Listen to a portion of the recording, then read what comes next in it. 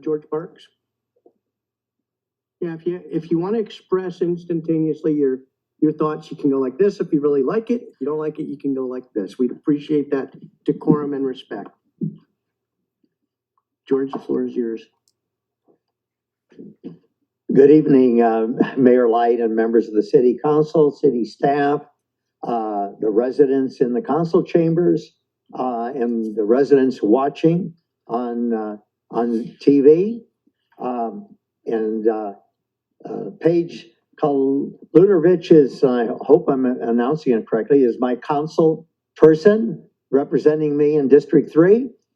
I just want to take this opportunity for introducing myself to all of you and the residents of Redondo Beach, that I'm George Barks, running for Assembly District 66.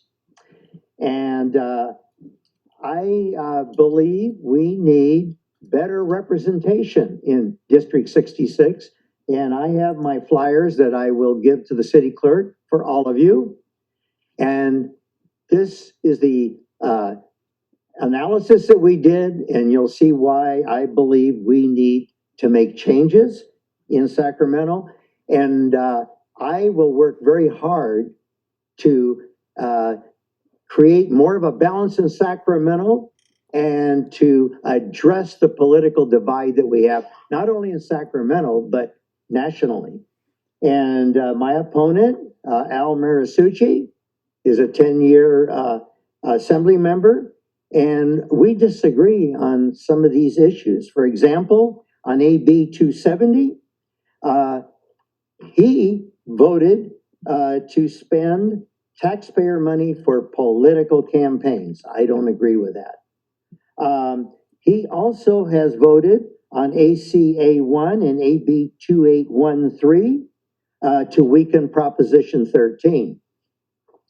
And when I was on the Hermosa Beach City Council, I was the only council member that advocated and supported Proposition 13.